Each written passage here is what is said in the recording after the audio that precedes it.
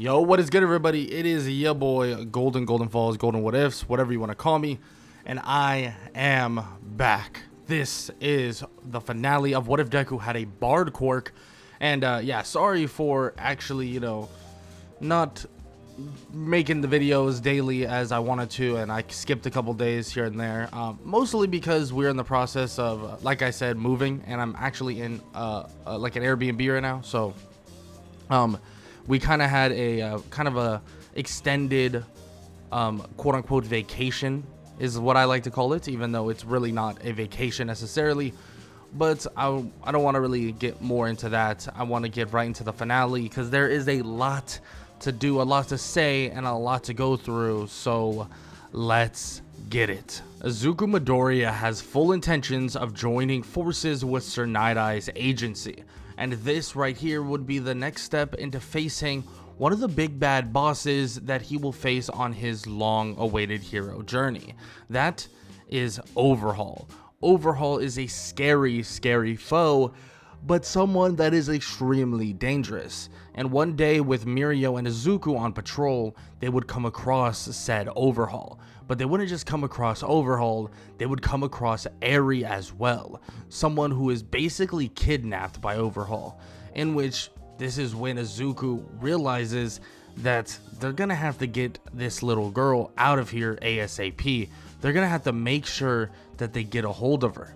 So honestly, this is when Izuku tries to distract Overhaul to his best of his ability, but it's not to actually basically stop Overhaul now.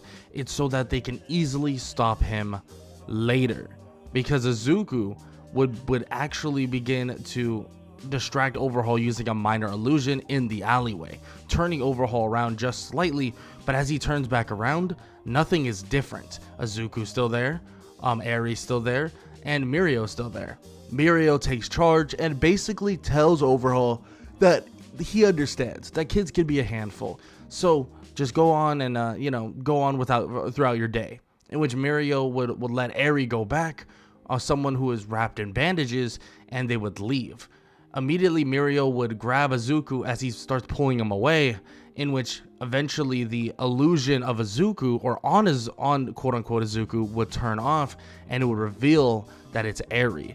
And it seems like Izuku himself, the real Izuku, is holding an illusion that is currently with Overhaul. So Overhaul would take Izuku back to his basically base, or the base of the Shie Hassaikai, and they would kind of just continue on with a normal day. But this is where things change a little bit, because they have to definitely go on a crunch time in terms of going to where Izuku is. This is a crazy gambit, a crazy play, and if it goes wrong, Izuku could be extremely hurt. But for now, Overhaul has no idea, and Izuku awaits the siege of the other heroes. Izuku would basically try and emulate Eri for a while, and just basically be kind of normal, quote unquote. And of course, this would lead to them actually taking some blood from Izuku, at least in the meantime, excuse me. And the whole point is to, continue to bolster their storage of this like quirk erasing drug in a way, right? In which they don't actually know that this isn't Eri for a while. That's until, well, a bunch of heroes begin to siege the base. As they siege the base and try to go to Overhaul, Overhaul grabs quote unquote Eri and takes her away. But as basically he's taking her away, he would begin to feel extremely odd. He begins to look around as he sees so many different things happening all at once. It's as if he's seeing just some weird stuff happening in his own vision, and he doesn't really know what is exactly happening.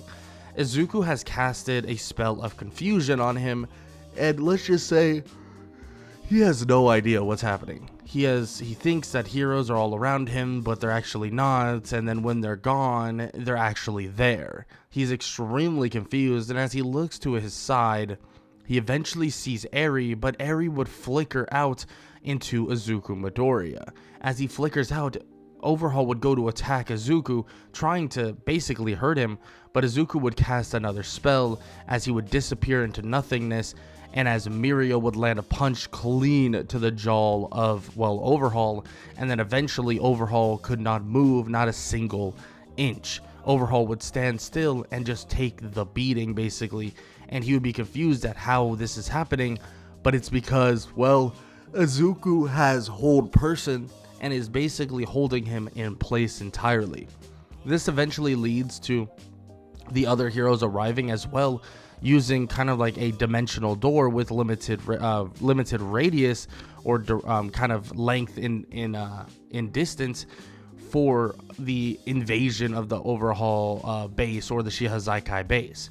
This would eventually lead to the finishing off or the capture of the entirety of the Shie Hassaikai, but they do have to deal with some monstrous creatures along the way, in which Izuku is able to help for the most part with his healing abilities and also other abilities that allow him to basically just lock down anybody at all times.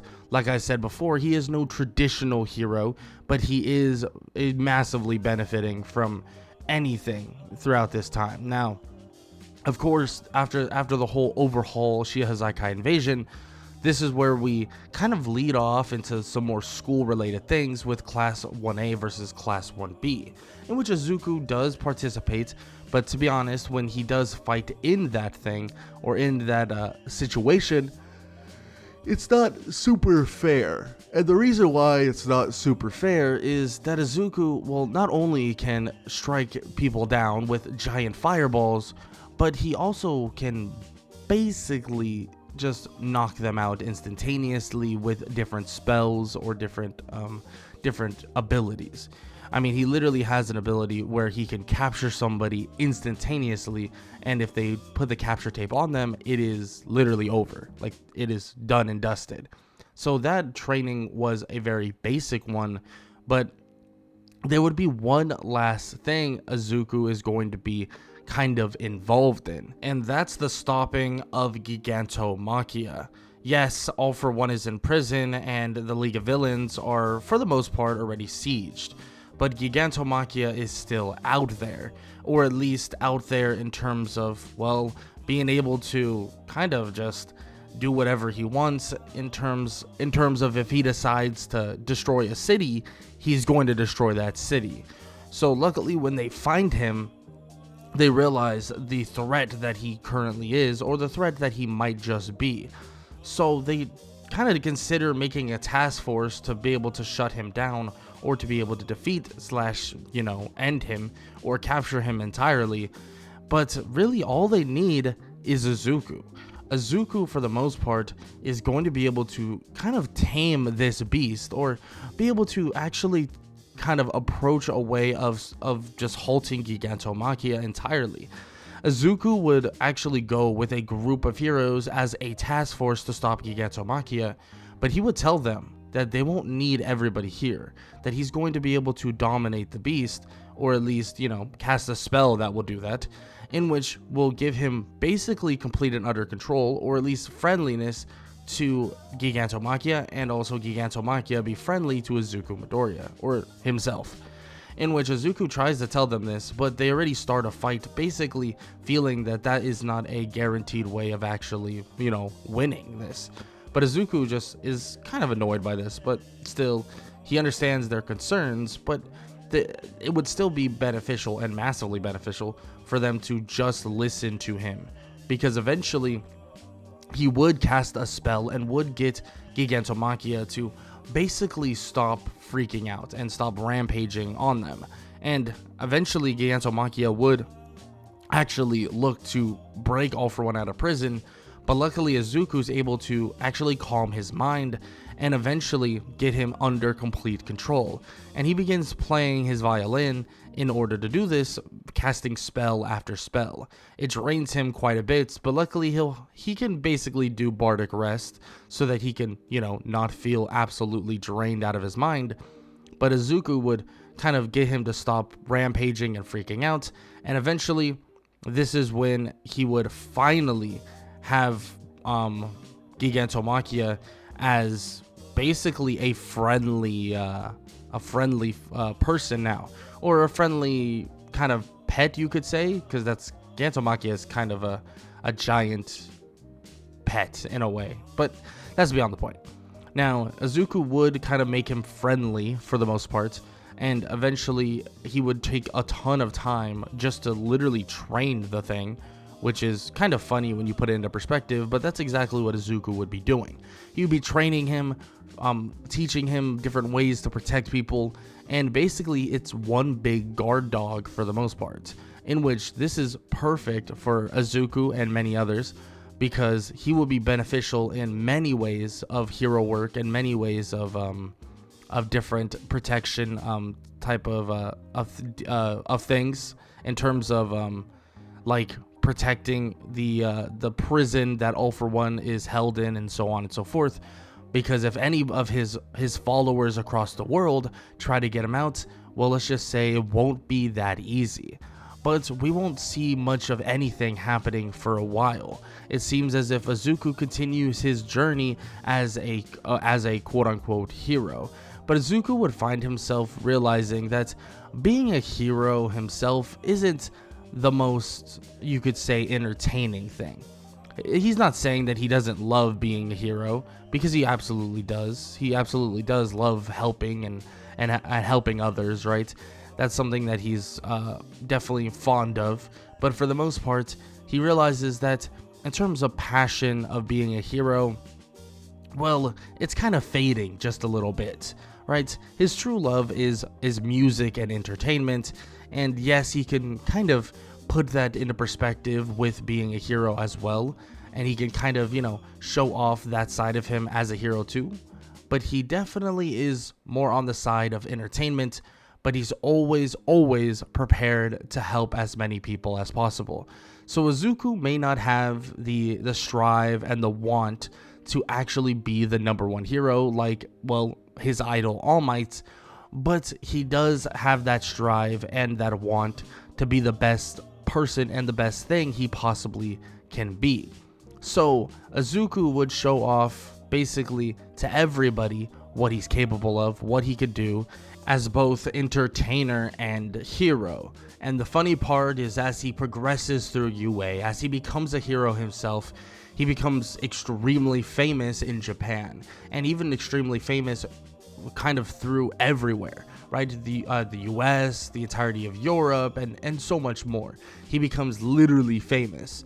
And this would even lead him, ironically enough, to becoming the #1 hero. Now, we've seen high hero rankings outside of just power and strength, but Izuku has become so popular to the point that he basically becomes #1 hero under different circumstances. And let's just say this would make a lot of people jealous, because he's not only one of the best entertainers in the world, someone who would make people laugh, make people smile, make people cry, but also he would basically be one of the greatest heroes to ever walk the planet, in which Izuku would help out in some of the biggest catastrophes, if ever happening. If the followers of All For One ever show their face, Izuku would be there to help out to his best of his ability. And on top of that, Izuku would be able to heal the masses, heal people of diseases that were uncurable at the time, or uncurable in general, or basically non-sustainable.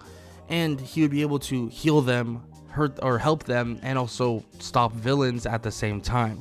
Izuku is the perfect mix of everything: entertainer, hero, and borderline messiah, because that's literally the type of attention a bard version of Deku is getting, and would be getting, in my opinion. Now, with that said, the journey of him being the hero that he wanted to be, and the person he wanted to be, is on its just peak, on its mountaintop. And Izuku continues to flourish as he becomes, well, more experienced as a hero, more experienced as an entertainer, and more experienced as a bard and a person. But with that said, that is the end of this story for now, with What If Deku Had a Bard Quirk. And if you enjoyed, please show some love, leave a like, leave a sub, leave a comment down below, all that good stuff. I think most of you guys know that I really like doing these OP versions of Deku, because to be honest, there's parts of My Hero Academia that me personally, I don't really enjoy, and I'd much rather just not do them or put him in a position where he can prevent them. But of course, I know that some of you like seeing one for one what would happen in each scenario, so we will be getting stuff like that eventually, where Izuku would still go through basically every single arc, but I might just have to do the storyline a little bit different if I do decide to do something like that. Maybe a more summarized version or a more breakdown like version of the storyline if I decide to have like literally every single arc still happen exactly the way that it would. Now, with that said, I hope you guys enjoyed the video. If you did, please leave a like, leave a sub, leave a comment down below, all that good stuff. And yeah, that's all I gotta say. I hope you guys enjoyed, and I hope all y'all have an amazing day. Later.